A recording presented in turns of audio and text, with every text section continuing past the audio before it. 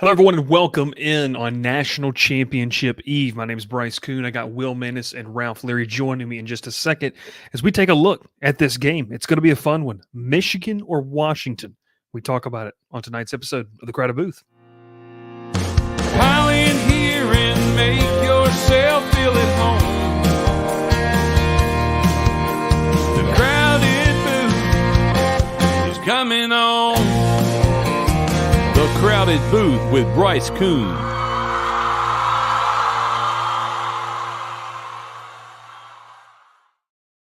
We welcome you in, and we welcome in Will and Ralph. And, I mean, look, let's just be honest. We can't get it right about putting people in, and it is what it is. Welcome in. Hope you're having a fantastic Sunday evening, and I want to start off with Will. Will, how is your weekend? How are you currently? What's the mood tracker? What is the weather in your heart tonight, Will? All right. Well, if it was easier for me to get back in, I would leave after that that question. Yes, I'm down bad. A lot of rumors that I did not want to hear about the Auburn football program. So, poverty, 3 straight losing seasons. We're looking – I know it's very early. It's January, but we're looking like we're going to have 4 in a row. I had to go back to work after having some time off for the holiday, so it's not great. Not great. Who wants Pete? You want Pete? There he is. Old Pete Gate. Gavin, you're exactly right. It's basketball season. Auburn thumping Arkansas. Yeah, that was a big one. Follow me on Twitter for my basketball game finals. Jesus. That's who you need. We're going to talk Washington and Michigan here. Interesting game. I think it would have – guys, I don't know. We kind of talk about this game. Like, it's one of those things for me where I'm excited to watch tomorrow. It just feels different because it's such a breath of kind of fresh air from what we've seen. I mean, no SEC team. How long has it been since an SEC team's in the national title game? Wasn't in it? Yeah. Was it 2015? 2014. The 14. Yeah. Yeah. Ohio State, wasn't it? First year of the playoffs. Yes. Crazy. Mm-hmm. That is crazy. It literally took the entire, livelihood of the 14 playoff for us to kind of find it again. And they wonder why it's the best conference. It took paying players and unlimited transfers for the other conferences to catch up. It's true. Well, I'm the writer. I'm the writer for the SEC. You already know the writer. You are the writer. Yes. Hey, we appreciate you tuning in. We talked this national title game. Guys, we're going to get into kind of our picks against the spread. I don't know if Dr. Bob's in here tonight, but he can tally that up. I don't know if it matters. Will won the whole season anyways. I made the awful pick back there in week 0, which, we're going to talk about some highlights and key moments of not only the show, but the 2023 season as we reflect on, guys, the final game day of 2023 20 season. It's it flew by. I'll tell you that. It legitimately flew by, and it's crazy that we're talking about the end of college football on the field. Plenty of stuff to keep talking about, though, off the field as well. We'll start with you, Ralph, since I gave Will the opportunity to talk about how down bad he was. Not down bad on COD. He's down bad on other things. Ralph, when you look at this game, like, what matchup are you excited to kind of watch? Because I think this is one where it's a potent offense. It's a team that just continues to be discounted, and we just kind of keep. I think we all penciled in. I don't know if we all penciled in Texas to beat Washington, but I know I certainly did. And we just kind of keep discounting them. So, what is something that you're excited to watch in this game tomorrow night? Michigan's secondary versus the Washington receivers. I think that's probably the main matchup. Honestly, I know the front seven. The trenches are going to get dirty. It always does. I'm a big lineman guy. I like heavy run game. I like the both lines going at it. But I think this is gonna be one through the air. I mean, you got a really incredible R with Washington. Was one of the best receivers in the country against a stout defense. A defense that's played great all year. They don't get beat over the top very often. If they do, it's a fluke game on themselves. But I go back to the Alabama game. They weren't getting beat deep very much. The very few times it did, it was just a miss. It was a mishap, and they didn't have very many of those. I'm ready to see how they play against Roma Duze.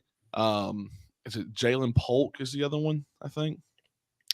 There's two with a J name, but Polk is one of them. Yes. Polk, yeah, but I just want to see the matchup. Jalen Polk. Jalen Polk. Okay. Well, they're both Jalen.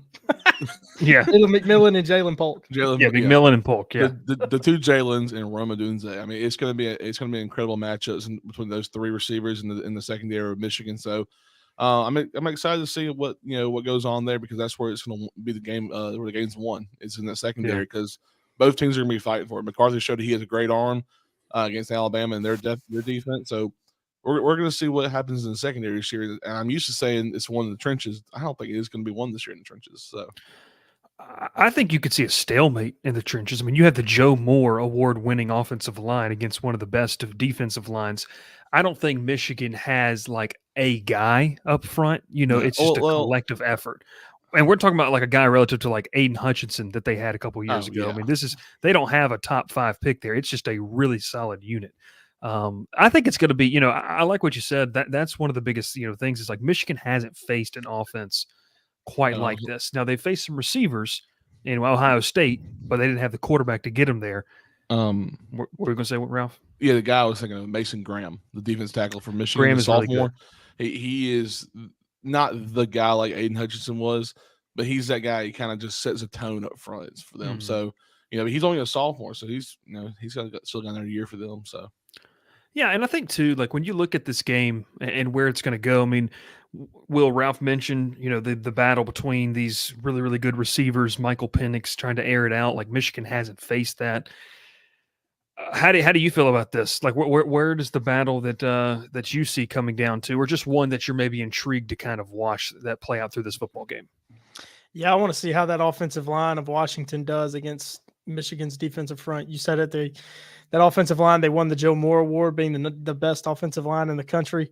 And really, can Washington run the ball? Dylan Johnson had a great year, over 1,100 yards, 16 touchdowns, had 2 touchdowns in the Sugar Bowl. He did get banged up at the end of that game. How healthy is he, and how can they run the ball? All the passing game and their receivers get all the attention. So I think they'll have a lot of plays, a lot of opportunities to run the ball and kind of gash that Michigan defense, be able to get 4, 5, 6 yards, especially early in the game, and to kind of settle into the game. So very interested to see how this offensive line of Washington plays. I've been sleeping on them all year. Famously on the show, picking Oregon to beat them twice and being wrong twice, thinking that they couldn't handle the defense Oregon had. But the Oregon defense is nothing like the Michigan defense. And I questioned them before they played Texas. Didn't know how they would stand up against Texas's front. But I think Michigan, it's going to be tough for Washington. They didn't allow a sack against Texas. I think I got a hunch that Michigan can get to Penix and get him down, which is not something they've had to deal with a lot. So it's just kind of how does Washington react? I mean, Washington, they have of the 4 teams in the playoff, the lowest strength of schedule, but it hasn't mattered to this point. So, we'll see. They're going up against number 1. Yeah, I mean, it's number 1, and you mentioned some of the numbers. I mean, look, this is a group that is number 1 in total defense and in scoring defense, number 2 in pass defense in Michigan, and number 8 in the country against the run. This is about as elite as you can get all together. You know what? And I forgot. Alex, we shout you out here on the show. Where is Jeff? I miss Jeff. Jeff was great. I enjoyed Jeff. Jeff was a fun time. But you talk about the Michigan defense, got to be careful. Remember, they play in the Big Ten. The Big Ten is so top heavy. I mean, it's Michigan, Ohio State, Penn State, and even Penn State's offense was not very good. Ohio State's very questionable, very suspect. You see who he knows who he didn't say. His favorite team. His favorite team. Well, because that goes without saying. Doesn't need to be said. I want to reiterate on a Washington's offense line. Penix has been sacked 15 times in the last 2 seasons. Wow, it's very good. There's not very many colleges who allow their quarterback to get sacked less than 15 times a season. So props to them. They deserve that award they got, because they are okay. It's not basketball season right now. Talking about okay. It is basketball season. We're not talking about it right now. We're talking about this game.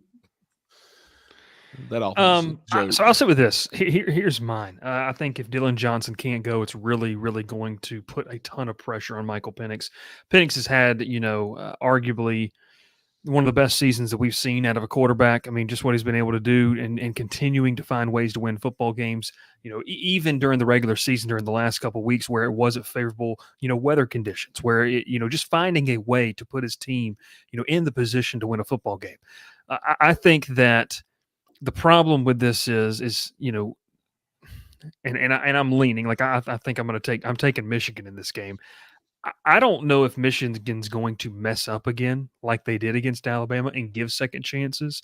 What I will say is the recipe for, and look, it's a 5.5-point spread. We're going to pick the spread here in a second, but where Washington has to capitalize, like I think they have to put pressure on Michigan early. Michigan is like that boa constrictor. They're just going to squeeze the life out of you and just play 60 minutes, and you're just going to die the death by 1,000 cuts. Like that, I think that's how they like to play football. They don't need to put up 35, 40 points to beat you. They'll beat you 27, to 10, but it's going to be they're going to beat you into submission by that final. So I think if Washington is going to, win this football game, and of course it makes sense to say get up early, I think they're, like Ralph said, they're going to have to test these DBs early. They're going to have to find success. They're going to have to find success getting vertical down the field, because if Washington plays into what Michigan's going to want them to play into, I think Michigan could win this game pretty handily, actually. Like, I just don't think this is one of those things where you can try to play how Michigan wants to play. And this is something too. Well, you mentioned Ohio State. Like, that's been kind of the team that Michigan, along with Georgia, Georgia, that Michigan has tried to emulate or be able to defend. Okay, so they knew they had to get better in the trenches and to beat Georgia. They also know we got to be able to stop Ohio State. Now, like you mentioned, Ohio State left a lot to be desired, especially the quarterback position. But this is a team that is built to beat Ohio State. Like, that's how they've constructed their roster. They've gone out and developed and coached these defensive backs. I just don't know if Washington's going to overwhelm them, because they've been preparing, for the receiving core that Ohio State has. Now they haven't faced a quarterback, like Michael Penix and his ability to sling the ball. I think that's what makes this matchup intriguing. But for me, I think Michigan wins this football game. I just think the recipe for an upset, due to the Vegas odds sitting there at 5.5, is Washington has to start early, especially if Dylan Johnson's not healthy. I think that throws the wrinkle in for me, because asking Penix, as great as he is, to do all that against the stats that we just listed off, I'm not saying it couldn't happen, because Will and I've been, picking against Washington for the past 3 months. I'm not saying it couldn't happen, but I don't know if it will. Any thoughts on that? I mean, I like Washington. I think that's the first time I've said that all year. I like Washington. I think they match up pretty well against Michigan. I mean, Michigan has not seen an offense like Washington. So how do they respond? Like I say, I think they're going to be keyed in on trying to not let them beat them through the air, which means they're going to drop a lot in coverage. And I think that'll really open up running lanes for Dylan Johnson, or I don't even know who their number 2 running back is, to just kind of open up that running game. If they can run on them early and kind of force Michigan to make adjustments, does Michigan panic? Will Nixon or Tybo Rogers. Okay. So one of those guys. Because it's kind of, does Michigan panic as they try to adjust from their initial game plan? Yeah. Pro Plug goes in and tell you right here. Bro's been a Washington doubter, but he's now flipped. Dylan Johnson said he's a go. He says, I'm as good as I can be. I'll put it all in God's hands. That's what he said. Okay. I'm not going to make fun of God on our show. I'm not going to do that. But that's what do we expect him to say? He sounds like he's hurting to me. Yeah, it sounds like he was just kind of sitting alone. I mean, I don't want to show the picture because it is on Twitter. It's just him just sitting alone with his God. I don't know. It doesn't look like he was prepared to do any interviews today. He sounds like he's hurting. The thing is okay, if he can't go, and if you kind of dive into the balance, this was a Washington team early in the season that I was probably around 65-35 or 60-40 in the past. As they went down the stretch, Like I remember Will mentioning this, one of the games that they didn't look great in. The weather was terrible. They had to start leaning on the run. And as they got into the Oregon playoffs, State game. the Oregon State game, yeah, like they had to do that. And so I just think that, can you revert back to what you had early in the season and it still kind of work for you against the nation's, the country's best team, the number one team, the number one defense and total defense and all these great stats? But there's a lot of unknowns. That's why they play the game. We talk about these numbers on paper, and Will mentioned, Michigan has accumulated those stats a lot against some subpar competition outside of Alabama, Ohio State, and Penn State. And Penn State's offense is not very good to begin with. That still sounds like subpar to me. Yeah, I mean, it's 3. I mean, how many games has Michigan played now? 14? 14. So they're 14-0, and you could make a case that. Yeah, so you can make a case. I mean, the best offense they played is Maryland. That's the best offense they played. Talia, and where was that game? In Maryland. Or in College Park. Mm-hmm. Okay. I don't know. I think this is where I sit with that. I just think that when you look at this, you have to be able to understand, like, if Washington goes like 3 and out and Michigan puts together like a 7-8 minute drive and they just methodically move the football, like if they start doing that, I'm not going to say it's going to be like Georgia TCU or something like that, but I think this could be a healthy cover of the spread if that starts to happen. Like that's the recipe for Michigan to win comfortably. I got one that if I'm going to find a game that it compares to, it could be like an Alabama LSU when it was like 21-0, or something along like where that. LSU didn't get past the 50-yard line. Yeah, but I mean they'll get past 50-yard line. I just think it'd be like a 21-3. Like it's just, it doesn't look like it was all that impressive, but it was just beat them senseless, honestly. Yeah, if it comes to that situation, that's what it's going to look like. Literally choke the life out of them. Like that would be. But also too, Will, and I know you're picking Washington in this, and we'll get to kind of if you're taking the spread or not or whatever in the over under. I mean, if Washington's going to win this football game, we've talked about it, like they're going to have to jump early.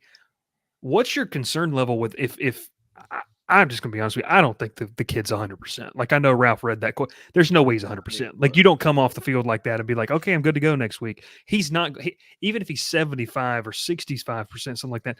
What's your confidence level in Penix to be able to make enough plays against this? Like that to me is going to be a battle to watch. That could be the key factor in this whole game. I mean, I think this is gonna prove his draft stock, his worth. He's projected. I read a mock draft today. He's projected number 9 to the Falcons. We can pray. We can pray as long as we get a new head coach. I don't think he'll be there at 9. That's just me personally. Yeah. But anyway, I'm still confident in Penix. I think he's that good. But this is the test. This is his test. This will kind of make or break him. I mean, I don't think the first round of the NFL draft, but it'll definitely bump him from the top 10. But I think with him and their 3 really good receivers, it's hard to cover 3 guys. They can make things happen, and all those guys can run. They just get it to them in space, screens, whatever they got to do, just get the ball in their hands. They can make plays, all 3 of them. And I mean, they can hang around, but Michigan, you've said it, their game is to play ball control, keep the ball, keep the other offense off the field. And that's definitely what they're going to try to do with Washington. The strength of their team being their offense, hands. So, if the ball goes 3 and out and gives up a long touchdown drive, I must have lagged because y'all are looking at me funny. Yeah, gosh, it's like sped up too. That was awesome. Whoops. That was weird. We heard you, but Yeah. Good. I'm glad you can hear me. We'll continue. If they have to punt early and then Michigan goes on a long drive, it could be a long day. Yeah. I mean, I think, Washington's good enough to do where they run plays with these receivers at running back.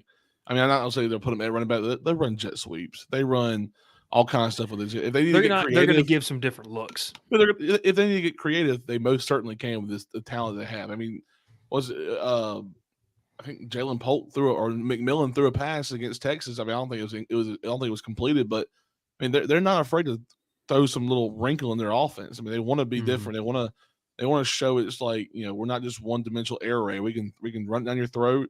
We can trick you up a little bit, and we can also beat you downfield with a short ball. So I mean, it's their offense is still going to be good. Look, as much as I, not having Dylan Johnson hurts, I think they'll be okay.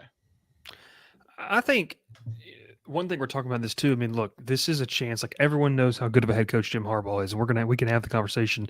Is this one of the,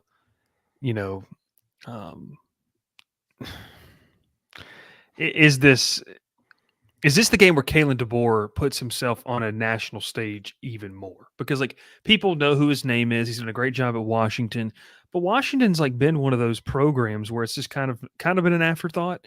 A little bit of like, okay, yeah, they're good, but they've never really been. Well, now you're on the national stage. Now you've kind of overcome all the doubters, and to just be in Houston tomorrow night. If he wins this one, I think Washington's primed.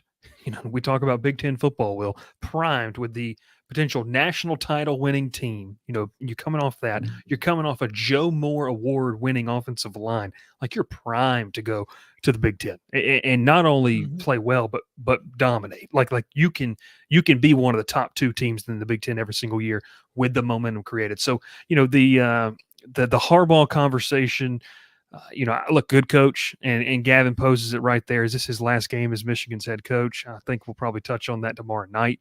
I'd actually like to touch on that more tomorrow night after we kind of see the result and some of the post-game pressers as well, because it's going to be interesting to see if it is indeed him. But hey, Ralph, throw up where the spread is, and then I know you guys had the over-under here. Michigan's a 5.5-point favorite. Will, we'll start with you. What's the over/under, or what are you taking here if you're putting money on this one? I was putting money on it. What? I thought he asked what the over/under was. And I just want to say it out loud, but say it. What is it? 56.5. If I was putting money on it, I would be leaning toward taking Washington in the points and the under. I think Michigan will control the ball. They'll try to shorten the game, which is their game anyway. And I think Washington on offense can do enough to answer, but it'll probably be quick, and Michigan will just continue to hold the ball. So I think it'll be a close, low-scoring game. Both teams probably scoring in the 20s. I don't think anybody gets to 30. But I do like Washington getting the 5.5 points. Over under 60. What was it again? 56.5. I'm going to take Washington plus 5.5 here. And I'm going to take the over. I think Washington, as much as I just talked about it, I think Washington is going to force Michigan to be explosive offensively. I think they're going to be able to make some plays, down the field early on, maybe capture momentum. And what I think a lot of people, and have reading from some stuff, expect to be a heavy, maize and blue crowd, down there in Houston in NRG Stadium. I'm going to take the over in the points, though. Going to be interesting there. Ralph, where were you rolling with this? So I was looking at this real quick. The two games that we talked about all year long with Washington was Washington, Oregon, both times. In both those games, if I'm correct, the over hit by 1 point or a half point, both times. And that was probably the best defense that Washington faced all year long was Oregon's, until they played Texas, obviously. Texas secondary is terrible, but yes, keep going. I'm taking Washington the points, like the 5.5. I think it's like I think it's like a field goal winner in this year. I'm going over though. I think it is a shootout, but I think it comes down to that last minute. Someone scores and they give the other team just too much time to drive. So I think Washington's going to force Michigan to be a little more explosive, or Michigan's going to, restrict the life out of them. We're going to be looking at a 13-3 final or something like that. 3-2. All right. We move on to our final segment of tonight's show. It's the best moments of the 2023 season. Will, we'll hand it off to you. I know 2023 was a roller coaster for you as an Auburn fan. We talked about a lot of different things. We had an episode about trending up. We just recently did one about that was, met with some very interesting comments that we appreciate. Your thoughts? What are some of your best moments of the 2023 season, but also on the show that we got to kind of roll with for the first time ever through the entire college football season? For the show, I got to go with winning our pick, our best bets. Inaugural winner for best bets. That feels good. I don't think we have it pulled up. I don't know what my record was, but what was I? I think I was 8-4, I think you 9 were and 4. You were 8-3-1, I believe. I did have a push. Yeah, 8-3-1. So pretty good. Even though Jonesy in the comments every week, saying fade me if you want to win money. And he's not even here tonight. He's on a cruise. Yeah. Oh, he's at dinner with his wife. Can't hide money.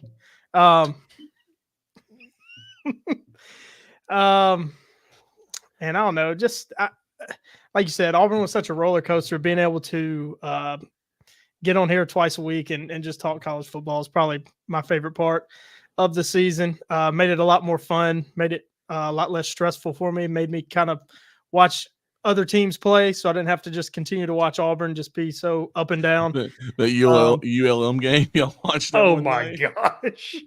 Remember Will's best? That might have been the best bet moment. ULM Texas State. That's right. That's right. The ex Auburn Bowl, TJ Finley versus Terry now Bowden. fired Terry Bowden. Yeah, which is upsetting because ULM comes to Auburn next year. Those are good ones. Ralph, what about you? Best moments 2023 season, and then just overall the show that we got to kind of roll through on Mondays, Wednesdays, and preview and talk games, and obviously a lot of fun. Well, I mean, I've been doing the college football shows, the three of us, all year long, so that's been a blast. I mean, even if we were, all completely wrong on a bet or a pick or anything like that, it was still fun to watch. And we would text back and forth saying, "Wow, we were just completely off." I got to do a lot of those tech shows with you.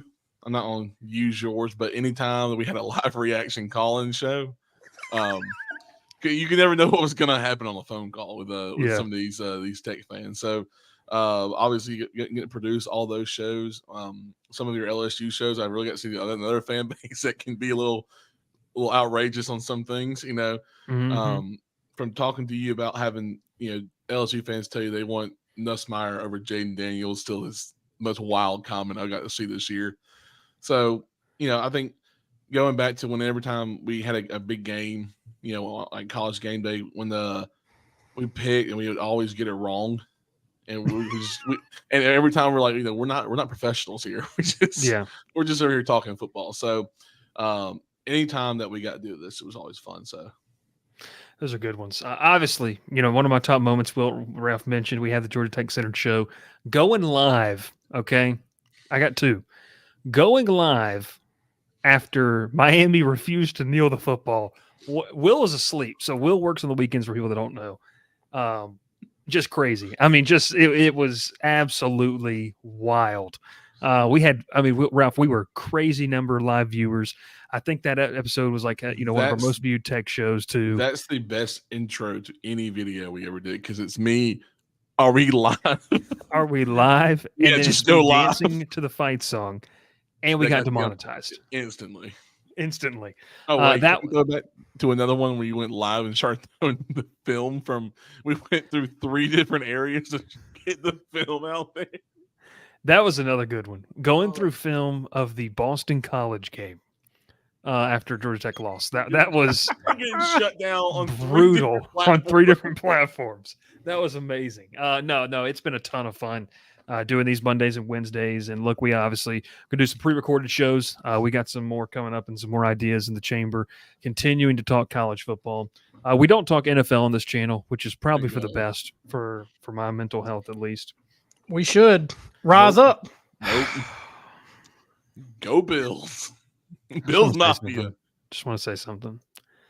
No.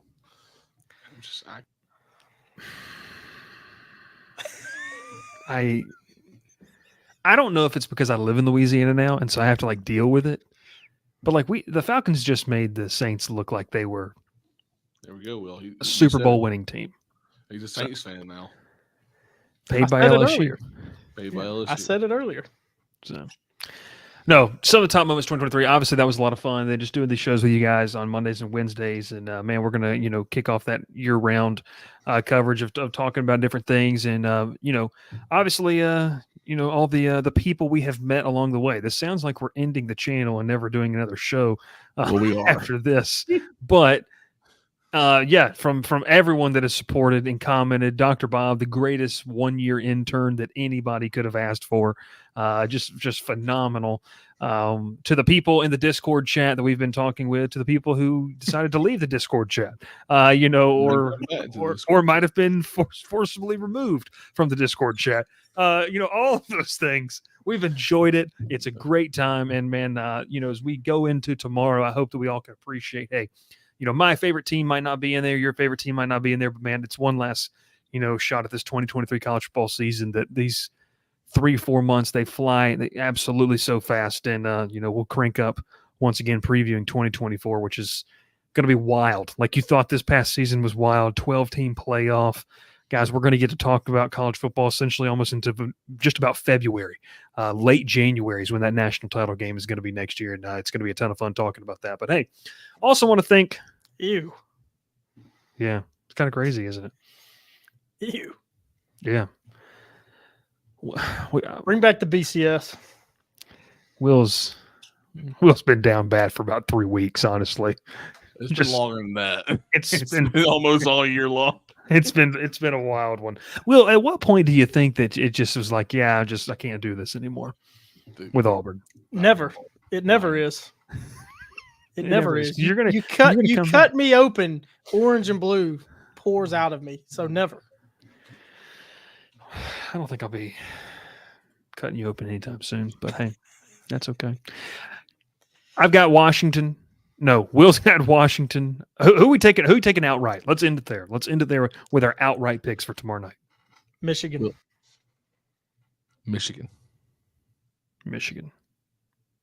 Oh, there you go. Washington's winning. Washington's winning. Fade us all. Everyone fade us now. For the final time, we'll actually be live tomorrow night talking about this game.